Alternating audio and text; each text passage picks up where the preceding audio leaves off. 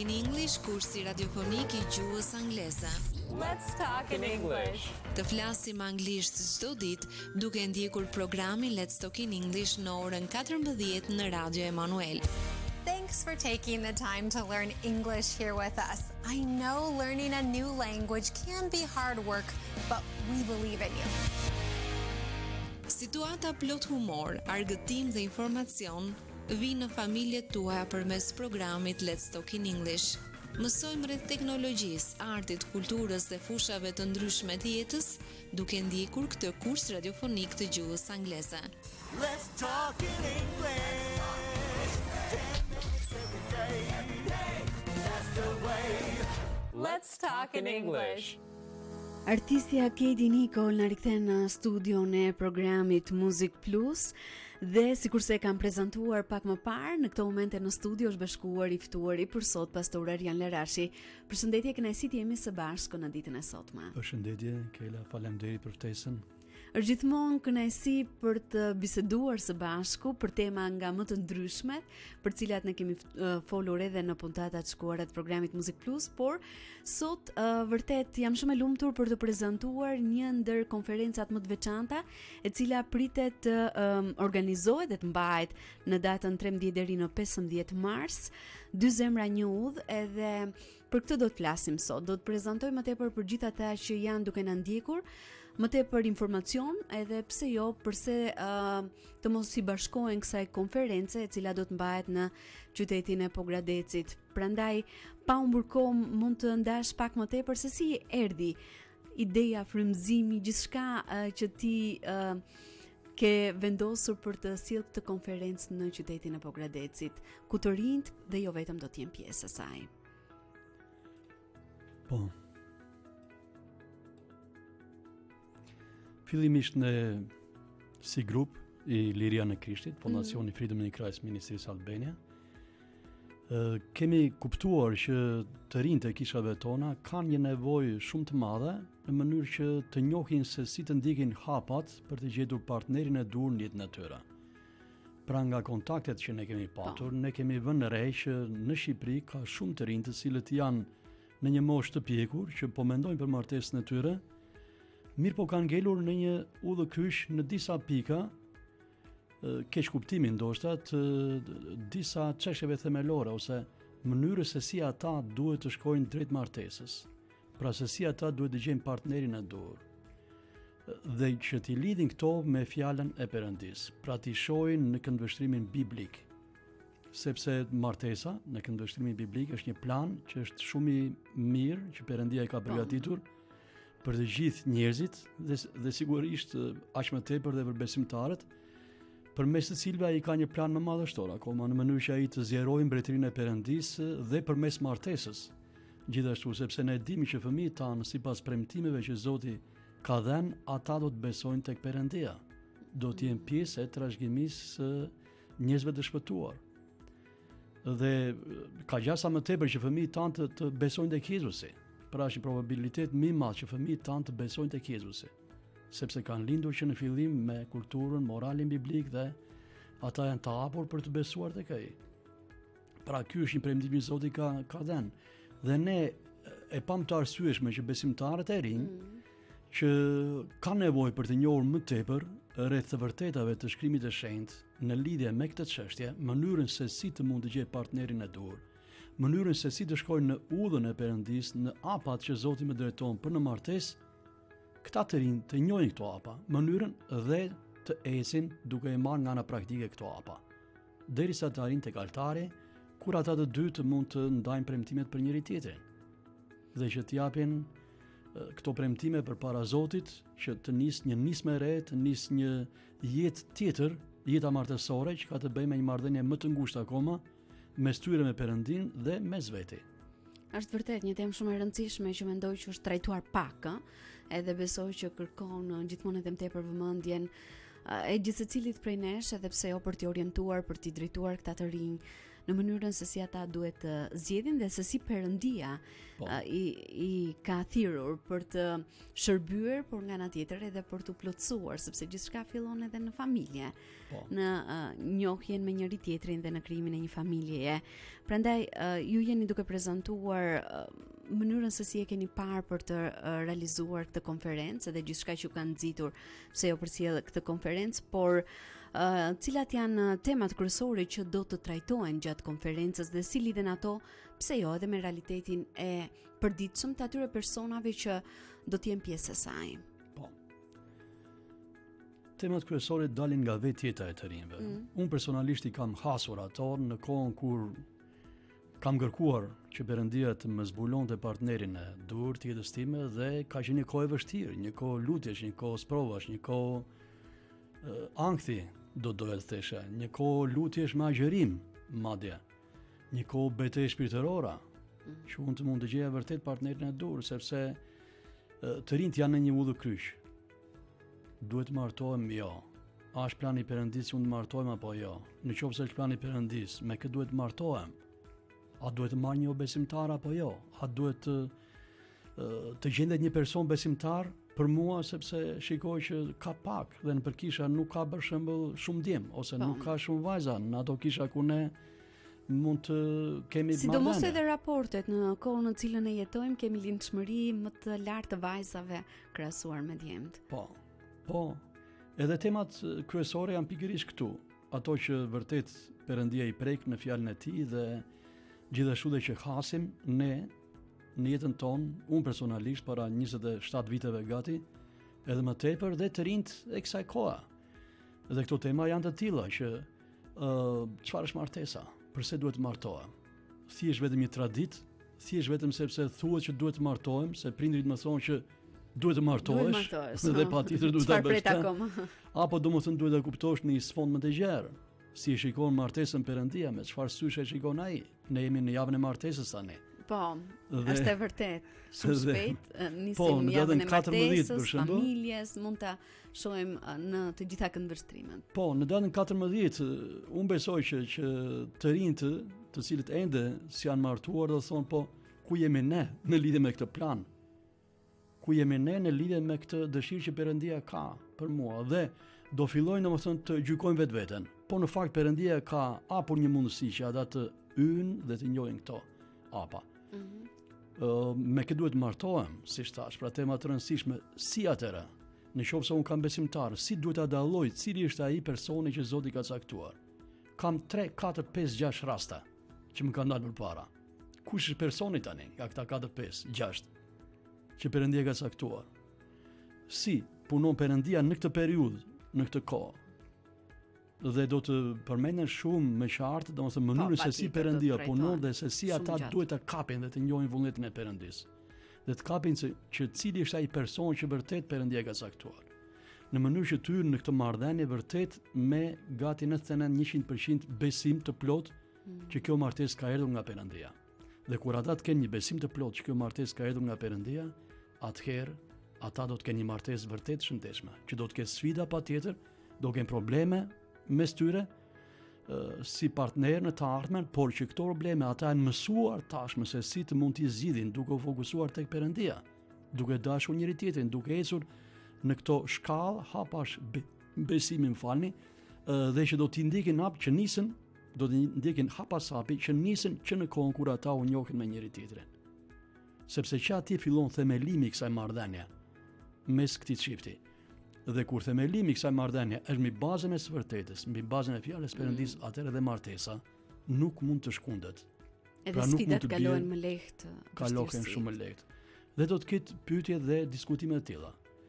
A do ndikoj grupi etnik i partnerit, partneres? A do ndikoj pasuria? A do ndikoj fiziku, paraqitja fizike? A do ta zgjidh për shkak të paraqitjes fizike apo do ta zgjidh për shkak të një çështje më të rëndësishme që Perëndia ka caktuar për martesë? Kë do të vendos prioritara në jetën time? Do të më ndaj për shembull denominacioni, a duhet ta marr për shembull nga një denominacion tjetër të besimit tim, apo domethënë vetëm në denominacionin tim? A duhet të shikoj edhe në kisha të tjera apo jo, domethënë vetëm në kishën time? sepse domethënë ka dhe mendime të tilla të cilat i prekin besimtarët e rinj dhe ata kanë dëshirë që të Janë ato njohin akoma më pikpyetjet tepër. që janë edhe i bëjnë ndoshta edhe më tepër konfuz, më të paqartë. Mosha, kanë pikpyetje në lidhje me moshën. Kur? Çfarë diferencë do të kemi në moshë na? Çfarë thot Perëndia në lidhje me këtë për diferencën e moshës? Ndoshta për shembull djali do të jetë më i vogël se vajza, a mundet apo jo? Edhe meqense unë dale këtu pastor, nuk e kisha menduar ndonjëherë këtë. Janë Por pyetje. nuk e di se sa mund të na japësh diçka shkurtimisht. Çfarë thot fjala e Perëndisë, çfarë thot Bibla për këtë? Shkurtimisht unë mendoj dhe Perëndia siç e ka gjykuar vetë është kjo që nëse Perëndia bashkon një çift dhe është plani i tij dhe ai ka një plan përmes bashkimit të dy personave, edhe nëse ka një diferencë, ai do t'i bashkojë ata dhe ata duhet ta pranojnë këtë. Ai e di që diferenca e madhe nuk është pozitive, sepse ai ka urdhësi mbi natyrore dhe e di që një diferencë shumë e madhe për shembull midis një djali që mund të jetë shumë vite më i vogël se vajza, ose për shembull zem një djalë që mund të jetë dhe shumë vite më tepër Më i madh. më i madh, pra domethënë që mund të kenë diferencë të madhe, ai e di dhe e kupton që këta dy persona mund të bashkohen së bashku. Ka mundësi të bashkohen së bashku, për shkak të karakterit, për shkak të urtësisë, për shkak të natyrës së tyre, dhe që e kupton që ata e pranojnë njëri tjetrin dhe do të kënaqen me njëri tjetrin, do të plotësojnë njëri tjetrin. Pra ai mund ta lejojë një lloj martese të tillë. Pra kur është Perëndia, urtësia e tij është e mbinatyrshme dhe shkon për te kësaj gjë. Sigurisht, domethënë diferencat në moshë kanë domethënë ato vështirësitë e veta, por thash pak më parë, nëse është Perëndia atje, atëherë ai domethënë jeshtë të gjitha edhe këto pengesa njerëzore. Për gjithë ata që do të jenë pjesë e konferencës, jam e sigurt që ndoshta do të kenë shumë pyetje, do të marrin përgjigje për shumë pyetje që mund të kenë, por unë dua të ndalem tek dy pyetje. Si mund të ndihmoj kjo konferencë dikë që ka pyetje, a duhet të martohem ose me kë të martohem, sepse ndoshta shumë të rinj në kohën në cilën e jetojmë kanë pyetjen, a duhet ta hedh këtë hap drejt martesës apo jo? Po. Ka zgjedhje personale dhe ka edhe një thirrje nga Perëndia. Perëndia që në fillim që në Zanafill tha që shumoni. Dhe shumimi vjen dhe përmes martesës. Pra nëse duhet të shumojmë planetin dhe është urdhër nga Perëndia, atëherë edhe duhet martohemi. Apostull Paul në letra e parë e Korintasve kapitulli 7, ai flet në lidhje me martesën se si duhet ta trajtojmë në ata. Pra nëse dikush domethënë dëshiron që të martohet, atëherë bën një punë të mirë. Po në thoja thot ai është mendimi im që nëse s'martohet, atëherë është më mirë. Pra, këtu ka një farë kuptimi. Pali kishte dhuntin e beqarisë. Dhe dhuntia e beqarisë është dhunti. Dhe që të arrish të kuptosh që e ke këtë dhunti apo jo, duhet të kalosh kohë me Perëndin, të kuptosh a e ke këtë dhunti apo jo. Ai e thirrur nga Perëndia që ti jesh një eunuk për mbretërinë e Perëndisë, sepse eunukët për mbretërinë e Perëndisë janë persona si Pali dhe njerëz të tjerë që janë me këtë dhunti dhe që janë përkushtuar vetëm për të shërbyer për mbretërinë e Perëndisë. Ai e ti i tillë dhe si mund të kuptohet? Kuptohet nëse ti s'ke fare asnjë ndjeshmëri për të martuar, s'ke asnjë ndjenjë fizike, asnjë nevojë fizike. Mund të komunikosh me njerëz që të njohin ty, me mentor, me njerëz që njohin karakterin tënd. Do pyesësh Perëndin, do të lutesh, do të agjerosh, do të kërkosh që ai të të shpjegojë që je një person i tillë apo jo. Dhe pastaj do të kalosh në fazën tjetër. Nëse do të martohesh, patjetër do të kërkosh pastaj dhe kohën se kur. Dhe koha se kur është një kapitull në vete. Dhe Perëndia do të sjellë një përshtatje në jetën e besimtarit për të arritur pikërisht në kohën e duhur. Dhe ai këtë e bën me persona në mënyrë specifike. Dikush mund të kaloj hapat e pjekurisë më shpejt, dikush i kalon hapat e pjekurisë më ngadalë. Si nga ana shpirtërore, mendore, ashtu edhe nga ana fizike. Pra nuk ka një moshë të përcaktuar. Bam që mund të themi. Sigurisht ajo ka kufit e veta që do një pjekuri fizike, shpirtërore, mendore dhe do një pjekuri për të kuptuar se pse duhet martohem. Çfarë është martesa? Që të përgatitet çifti, vajza djali që të dinë kemi përpara këtë gjë në jetën tonë. Martesën, si duhet të sillemi atje? Do bëhemi me fëmijën të ardhmen, si duhet të sillemi? Çfarë do bëjmë? Pra do të merret dhe urtësi nga Perëndia, do të vënë disa piketa në lidhje me të gjitha këto. piketa në lidhje me organizimin e familjes në të ardhmen. Dhe të gjitha këto të rinjt duhet i kemë parasysh. Jo të gjitha fare, por një skemë të tillë ata duhet ta kenë. Gjë që thuaj se përpara. pak a shumë mungon në vendin ton. Kjo nuk është as tradit, por nuk e kemi edhe në kulturë që çiftet e reja të këshillohen paraprakisht, edhe pse jo të shkojmë tek një pastor përpara se të hedhin këto hapa kaq të rëndësishëm në jetën e tyre dhe më pas në martesë të parapërgatiten për fëmijën që do të vijë në familjen e tyre. Kjo mund të vijë nga backgroundi i tyre, mund të vijë nga kultura e tyre familjare, mund të vijë pengesa shpirtërore. Në qoftë se je në një zonë të mbyllur, për shembull, është turp që të mendosh për martesën, është turp për shembull që të kërkosh ose të shprehësh ndjenjat e tua në lidhje me atë se çfarë nderon ti për partnerin, për partneren. Po. Apo domethënë mendime të tilla që mundet të vinë si një pengesë për të rinjtë dhe në fakt Jezusi mori turpin ton mbi trupin e tij dhe ne si krishterë e kemi trajtuar pak turpin, e kemi trajtuar pak, sepse jemi domethënë edhe një shoqëri që jemi rritur me një mënyrë të tillë që turp mos e bëj këtë. Për çdo gjë, për pjesën më të vogël ne të fjalëve është turp. Po, fëmijëve të vegjël kështu ju flasim. Po. Kujdes, jo, mos e bëj atë se është turp. Dhe kur i thua është turp, atëherë opinioni fillon dhe godet. Dhe kur vjen në një moshë të tillë, në moshë të re, turp të kërkosh për një bashkëshort, turp të trokasësh, turp të pyesësh, turp të interesohesh për martesën, turp të tregosh dobësitë tua, fizike, shpirtërore, mendore, turp të tregosh nevojat tua për të martuar, nevojat fiziologjike që mund të vinë nga trupi, dëshirat për të patur një partner apo partnera. Pse duhet të jetë turp? Pra turpin e ka marrë Jezusi në trupin e tij, e mbërtheu në kryq. Dhe besimtarët duhet jenë të lirë që të edhin poshtë turpin në mënyrë që të ecin në drejtim të çlirimit të tyre.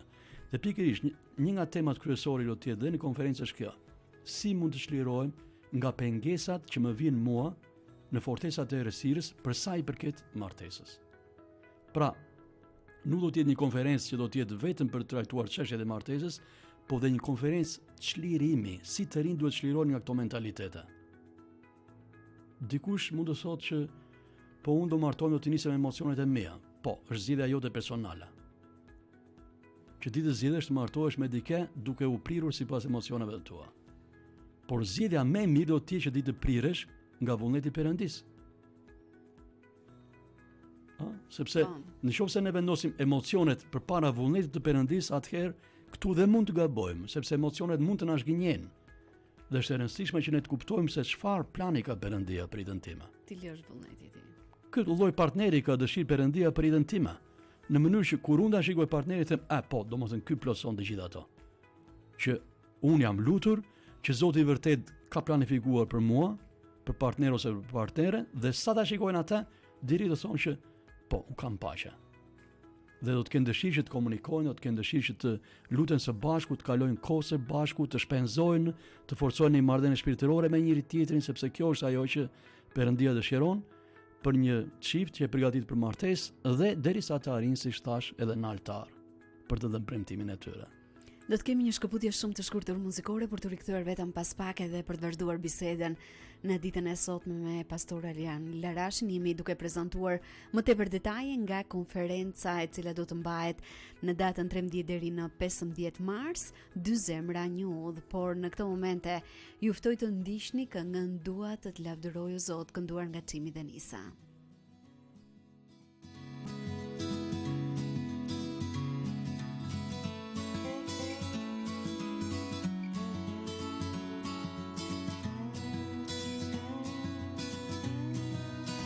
Dua të të lavdëroj o Zot, çdo ditë më shumë. Dua të të lavdëroj o Zot, çdo ditë më shumë.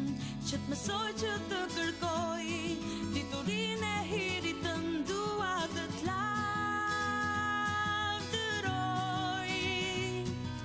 Zot, çdo në qiell këndojnë për ty. Pemët në fush, krahët ngre për ty. Dua të këndoj, të lavdëroj, të lavdëroj.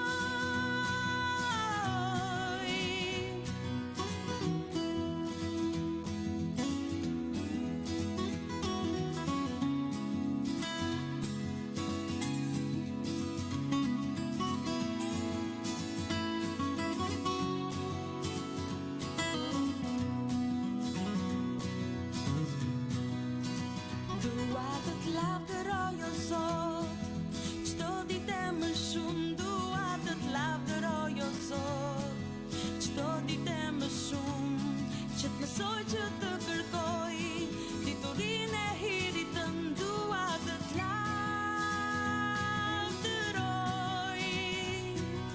Zot të në qiell, këndoj në për ty, pemët në fush, krahët ngre për ty, dua të këndoj, të të lavdëroj, të lavdëroj.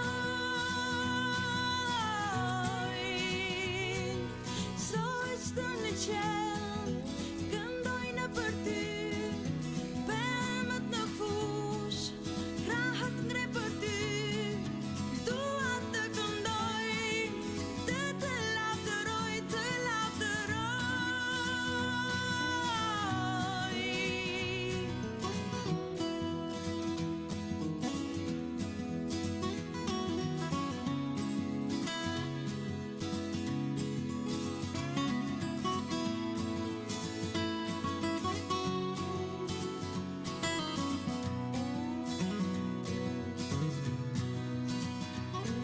Soj të në qiell, këndoj në për ty, pemët në fush, krahët ngre për ty, dua të këndoj, të të lavdëroj, të lavdëroj. Dua të të lavdëroj o Zot është kënga që na rikthen në studion e programit Muzik Plus për të vazhduar bisedën në këto momente me pastor Arian Larashin, i cili është duke prezantuar më tepër konferencën Dy zemra një udhë, partneri që Zoti ka zgjedhur për ty, një konferencë e organizuar nga Fondacioni Freedom in Christ Ministries Albania në qytetin e Pogradecit, më konkretisht në datën 13 deri në 15 mars. Në përfundim të bisedës ne do të ndajmë më tepër detaje për gjithë ata që janë duke na ndjekur dhe duan të bashkohen konferencës, por në këto momente kam pyetjen në lidhje me ato aktivitetet praktike të cilat ju keni menduar gjatë konferencës, cilat do të jenë disa prej tyre dhe si do t'i ndihmojnë këto aktivitete pjesëmarrësit. Atëherë, aktivitetet praktike do të jenë të tilla që të rinjtë do të kenë kohë që të diskutojnë së bashku në lidhje me këto tema, se si ata e mendojnë, dhe do të jenë grupe dhe të vogla.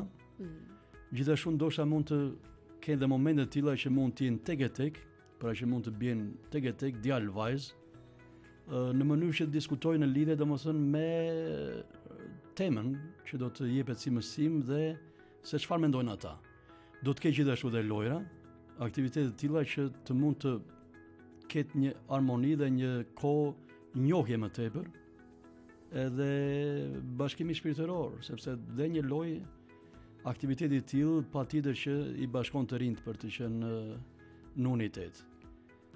Dhe patjetër do të ketë surpriza që do të jenë të veçanta pikërisht për të rinjt. Dhe qëllimi është ky, që ata të njohin Perëndin më tepër, të vërtetën fjalën e Perëndis, për sa i përket hapave që duhet të ndjeken për të martuar, të shlirohen nga çdo mashtrim që ata kanë besuar deri më tani, nga çdo gënjeshtër, sepse nëse ata nuk shlirohen nga çdo gënjeshtër, ata nuk mund të arrijnë në një martesë të suksesshme dhe të bekuar që Perëndia ka përgatitur për ata. Pra domethënë duhet të marrin hapat shlirimi nga mentalitete që i kanë penguar ata. A ka për shembull ta zem një bashkëshort, mund ta gjejmë këtë bashkëshort këtu? Po si s'ka. Dhe do të bëj një lutje të veçantë në mënyrë që të kuptojnë që vërtet Perëndia mund të bëjë atë që Perëndia ka planifikuar dhe që askush nuk mund të pengojë planin e Perëndis për jetën tënde. Ndoshta mendon në mendjen tënde që po ka shumë pengesa, s'mund ja dal dot. Ose për mua s'mund të gjendet ai perfekti që unë e dua. Modeli që unë kam përcaktuar, s'mund të arrit dot atë person të tillë. Kështu që të gjitha këto mentalitete ata duhet të jedhin poshtë në mënyrë që të arrin të besojnë tek e vërteta.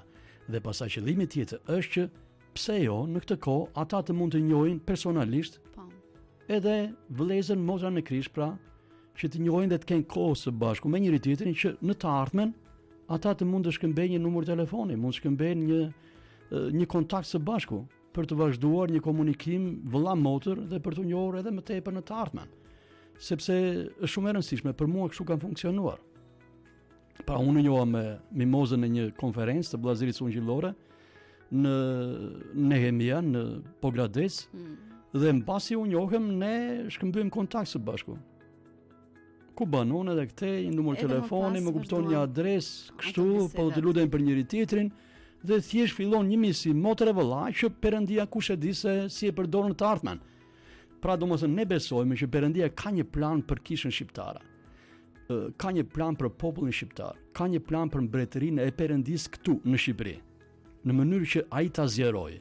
Dhe si do ta zgjerojë? Ai do ta zgjerojë të mbretëri dhe përmes martesave të shëndetshme. Dhe do ta zgjerojë të mbretëri dhe duke bekuar të rinjtë dhe të reja tona, në kishat tona, me martesë në mënyrë specifike. Dhe ai do ta bëjë këtë. Sa e rëndësishme është patjetër ajo pjesëmarrja personale, por edhe angazhimi aktiv në konferencë për të marrë frymëzim, por edhe udhëzim nga Zoti për gjithë të rinjt, por ndoshta edhe më të rritur që do t'i bashkohen konferencës. Po mosha është nga 22 vjet e sipër që mund të jenë edhe 40 vjeçar, edhe 50 vjeçar, Po. edhe 30, më kupton, pra të gjithë moshat ata që janë beqar, që kanë dëshirë që të gjejnë një partnere në jetën e tyre dhe po luten për të gjetur këtë person në jetën e tyre. Pra, kjo është e rëndësishme. Pastaj varet prej tyre se sa ata do t'i vënë rëndësi kësaj çështje. Se sa ata do të besojnë që vërtet kjo konferencë do përdoret nga Perëndia për bekimin e tyre, qoftë për të krijuar një dritare, një shpresë, ose për të hapur një mundësi, apo për të hapur një hapësirë mentaliteti duke parë martesën një këndvështrim pozitiv, duke parë domethënë gjetjen e partnerit në një këndvështrim të plot dhe jo me pikpyetje. Sepse pikpyetjet dhe dyshimet apo hamendësimet të gjitha këto pengojnë procesin e gjetjes së partnerit të dur në jetë. E vështirësojnë patjetër. E vështirësojnë, po. Edhe më të vështirë. Gjithashtu dhe mos trokitjet. Pra domethënë ka mentalitet të tilla që Perëndia do të ma sjell mua në një moment hynor. Dhe duket sigur më vjen keq ta përdor të shpreh, por sigur të zbrez nga qielli personin në një kohë të tilla apo. Tani Perëndia punon dhe ne duhet punojmë. Ne besojmë që Perëndia është aktiv, por Perëndia ka lënë dhe pjesën tonë. Dhe ti, i ri dhe e re, duhet të punosh të trokasësh. Përndryshe nëse ti nuk troket për jetën tënde, atëherë dhe Perëndia Zoti bëj të gjitha gjërat ai. Sepse ka lënë dhe pjesën tënde dhe thua në lutjet tua, po Perëndi, pse s'e ka hapur? Perëndia mund thot, po ti çfarë ke bërë deri tani? Ti a ke marrë pjesë në një konferencë që është bërë për martesën? A je interesuar të shkojnë në një kishë tjetër? Ndoshta të mund të lutesh dhe ti interesohesh se ndoshta je vajzë për shembull atje, ka dim të rinj dhe janë në një moshë të pjekur që mund të martohen dhe ndoshta Perëndia mund të hapë këtë mundësi. Për martesën e Isakut, Abrahami dërgoi një shëbëtor, Trokiti. Për martesën e Jakobi shkoi te Trokiti, tek Labana, familja e tij. Për Rakelën dhe më pas që mori Lean në mënyrë zhgënjyese. Pra, të gjithë njerëzit që përshkruhen në Bibël, të gjithë kanë trokitur. Të gjithë kanë lëvizur vetë, kanë bërë një punë vetë personalisht për martesën e tyre. S'ka hedhur gjithçka nga Perëndia. Dhe prandaj ata duhet të lëvizin. Gjithashtu diçka që ndoshta na pengon edhe duke u nisur nga kultura, nga mentaliteti ynë, është pikërisht ai presioni që vjen nga familja, nga miqt, nga rrethimi i ngushtë në cilin të rinjt apo të rejat në këtë rast ndërveprojnë në përditshmëri. Prandaj, çfarë këshillash do t'i jepni për të menaxhuar këtë lloj presioni gjatë procesit të gjetjes së partnerit të duhur për të rinjt? Kjo është e tmeshme, sidomos në kulturën shqiptare.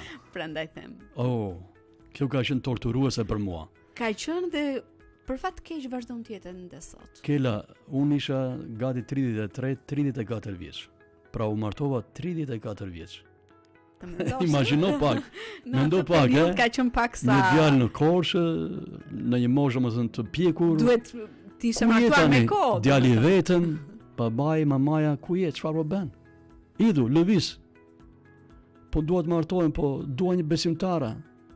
Po pse besimtare dhe këte dhe presioni që unë po ju them të rinjve, duroni. Respektoni prindrit, respektoni dhe mendimet ndoshta negative të tyre. Respektoni dhe presionin që ata ju bëjnë ju. Dhe prisni sepse Perëndia ka pritur dhe e ka përcaktuar pra kohën dhe momentin e dur për ty. Momentin kur ti do të gjesh partnerin dhe partneren e dur. Ti mund të kesh patur disa raste, ato janë mbyllur dhe ti thua bëbo çfarë ka ndodhur me mua, por dije, ki parasysh që është një rast që ka ngelur ende i hapur dhe duroj ata. Prindit respektoj deri në masën e dur. Vendimi për martesë është tendi. Do martohesh ti, jo prindrit, sepse ata e kanë kaluar. Atë kohë, atë periudhë janë të martuar dhe ti do të martohesh. Kështu që Perëndia do të kërkojë llogari ty për martesën tënde. Vendos ti. Respekto prindit, po në fund do të vendosësh ti. Dhe ata duhet ta kuptojnë këtë. Edhe në kuadër të kësaj që sapo the pastor, si mund të përdoret koha e konferencës për të reflektuar mbi vullnetin e Zotit dhe për të marrë vendime konkrete për të ardhmen personale, sepse është shumë e rëndësishme kjo. Po, në fund të çdo teme të veçantë do të bëhet një lutje shumë e thjeshtë. Një lutje që ka të bëjë domethënë vetëm me atë çështje, për çlirim shpirtëror, në atë fushë të caktuar. Dhe në këtë lutje besimtarët të rinjtë të re do të marrin një hap, pra dhe një deklaratë, edhe një shpallje. Zoti unë zgjedh që të martohem me besimtar për shembull. Edhe poshtë gënjeshën se unë mund ta bëj një person mund ta bëj unë besimtar. Është e vështirë, nuk mund ta bësh ti besimtar. Besimtari i bën Krishti, i bën fjala e Perëndis, i bën Perëndia. Besimtarët, njerëzit më falni, nuk mund të shpëtohen prej nesh. Ne jemi instrumenta të Perëndis. Po shpëtohen prej Perëndis. Ne mund t'i nxisim që ata të bëjnë lutjen, por çështja varet nga Perëndia. Ne ndonjëherë themi që një lutje automatike, rrëfimi apo pranimi mund ta bëjë të shpëtuar. Ndoshta ai e ka bëri presarur atë lutje. Ndoshta ai ka bërë në mënyrë robotike. Nëse ka bërë me gjithë zemër, po. Nëse Perëndia e zgjedh për ta shpëtuar, po. Sepse ka domethënë dhe njerëz persona të cilët manipulojnë sikur janë të krishterë, sikur janë besimtarë dhe vinë me qëllime vetëm për të dashur dikë në kish. Dhe ti ende nuk arrin ta kuptosh, është besimtar apo jo. Po pema njihet prej fryteve të veta. Kështu që ti u ta njohësh prej fryteve atë person. A është apo jo? Dhe në të gjitha këto hapa, pra, do të bëjnë lutje çlirimi për të esur drejt konvergimit të kësaj pike. Pikës kur ata të shkojnë në martesë, të njohjes së partnerit dur. Do të shkëputemi shkurtimisht për të ndjekur një tjetër hapësirë muzikore, për të rikthyer vetëm pas pak edhe për të ndalur tek disa detaje më të hollësishme për kohën, për mënyrën se si ju mund të regjistroheni për t'ju bashkuar konferencës e cila do të mbahet në datën 13 deri në 15 mars, por në këtë moment ju ftoj të ndiqni këngën Unë dorëzohem, kënduar nga Gloria Nure.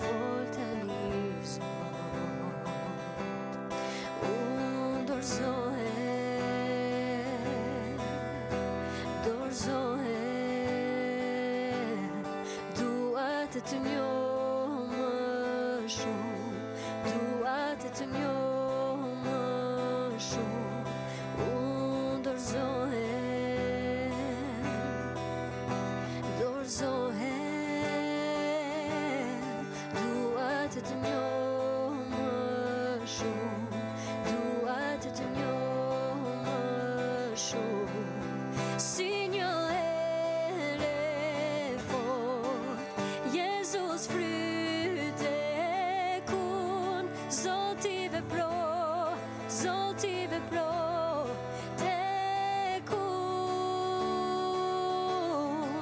si stuhi e fort, shpirtin tim lëviz, Zoti vepro, Zoti vepro, tek unë, si një ere fort, Jezus fryte kun, Zoti vepro, Zoti vepro,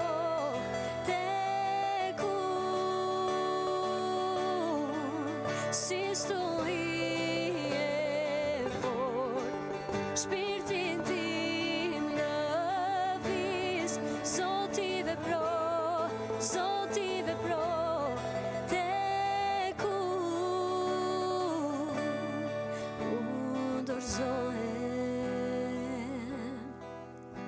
dorëzohem, dua të të njoh më shumë, dua të të njoh më shumë, unë dorëzohem, dua të të njoh më shumë, dua të të njoh më shumë. Unë dorëzohem është kënga që sapo keni ndjekur. Jemi së bashku miq drejt për së drejti në valët e Radio Manuel në programin Muzik Plus. Në ditën e sotme me një bisedë shumë të veçantë me pastor Arjan Larashin, i cili është duke prezantuar më tepër detaje nga konferenca e cila do të mbahet përgjatë muajit mars në datën 13 deri në 15. Çfarë pritshmërish apo edhe objektivash keni për gjithë ata që do të jenë pjesë e konferencës dhe çfarë mund të marrin ata nga kjo eksperiencë? Besoj është për herë të parë që ju po mbani këtë konferencë me këtë tematik? Po, është hera e parë si fondacion. Ne kemi prishmëri të tilla që të jenë 70 deri 100 të rinj. Dhe sigurisht kemi objektiva dhe prishmëri të tjera të cilat nuk varen prej nesh. Janë ato prishmëri që Perëndia na ka zbuluar dhe për të cilat ne presim që ai ti realizojë. Sepse kuptohet me fuqinë tonë personale ne nuk mund të bëjmë asnjë gjë. Edhe gjithçka vjen nëpërmjet lutjes. Është një grup i madh që lutet për këtë, pra kemi dhe një grup tonin ndërmjetësuesisht të cilët luten në mënyrë konstante për këtë konferencë, por ka edhe grupe të tjera të cilët janë të përkushtuar dhe kanë filluar që të luten vetëm për të rinjtë e reja që do të marrin pjesë në këtë konferencë.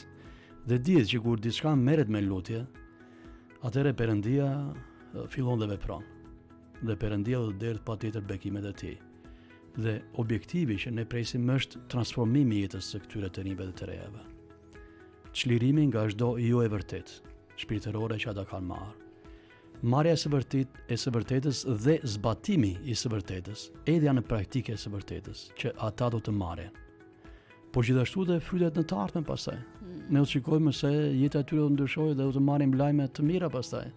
Dikush do thotë po, u hap një mundësi. Unë njoh ka partnerin tim, partneren time. Dhe kjo do të jetë një shumë bekim, do të jetë një lajm shumë i mirë që ne do të marrim dhe e presim këtë. E presim sepse e besojmë që atë që Perëndia fillon, ai do ta përfundojë dhe ai do ta bëjë atë, me siguri. Cili është mesazhi personal që ju keni në këto momente për gjithë ata që janë duke na ndjekur dhe pse jo, përgjatë kësaj bisede kanë menduar pse të mos marr pjesë në këtë konferencë? Mesazhi tim është që merre këtë konferencë si një mundësi që Perëndia po hap për ty. Nëse je një djalë, një vajzë që je në këto hapa. Mos mendo për çfarë do lloj pengese që mund të dalë. Ndoshta je në punë apo ke diçka tjetër që të pengon. Hidhi poshtë pengesat, sepse martesa është një çështje shumë kryesore për jetën tënde. Ka të bëjë me jetën tënde të ardhshme, me 40-50 vite, ndoshta edhe më tepër të jetës tënde, se si do të vazhdoj. Dhe Perëndia të bekon kur ti je i martuar. Ndoshta ti mund të mendosh që po unë zot jem shumë i frytshëm për mbretërinë e Perëndis. Do të jesh. Unë personalisht kur u martova, pata një frytshmëri më të madhe se sa më përpara. Për sa i përket shërbesës time. Dhe kam parë dhe shumë pastorë dhe drejtues të tjerë apo besimtarë të cilët janë martuar dhe mbas martesës ata janë bërë më të frytshëm në shërbesën e tyre. Pra nuk mund të thoni që martesa mund të bllokojë frytshmërinë e shërbesës. Dhe po të jepet një rast, një mundësi që ti u të marrësh më tepër akoma, dozirosh horizontin tënd në lidhje me kuptimin e martesës, me vështirësitë që ti po as, si ti kalosh këto vështirësi, dhe gjithashtu edhe në mentorizim personale dhe në kohë personale apo pyetjet që ju mund të bëni gjatë konferencës, që ju i keni të mbingarkuara për gjatë këtyre viteve, të mund t'i shfaqni dhe ne do të jemi gati që atje t'ju japim përgjigjet e duhura, me sa do të kemi mundësi, në bazë të shkrimit të shenjtë, fjalës së Perëndis.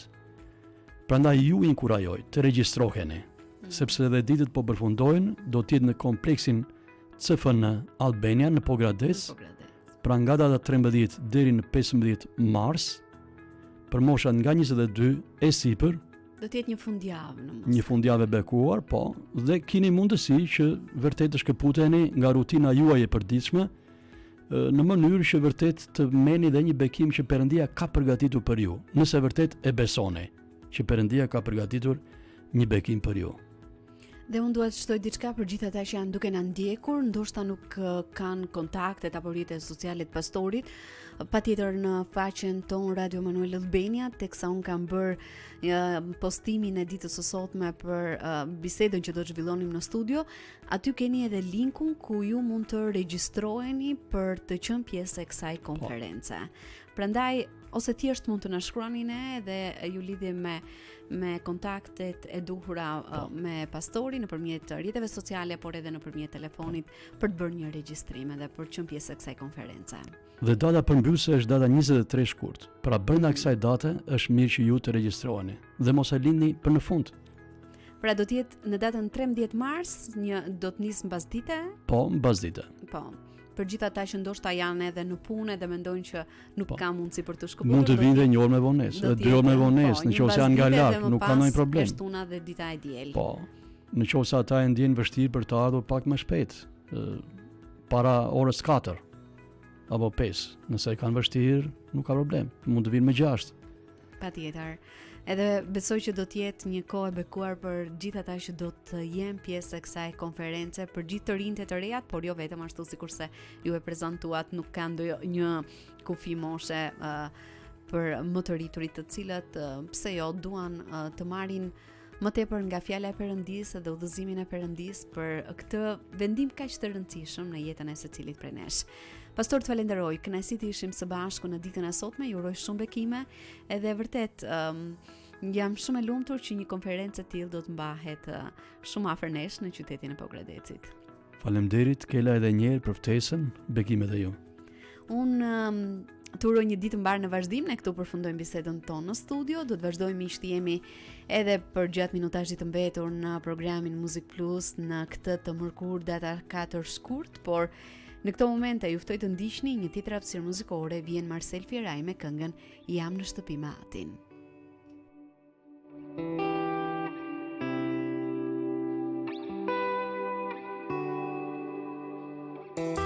Në balë më gjetë Zot, në vendin ku më kishte lënë kjo botë.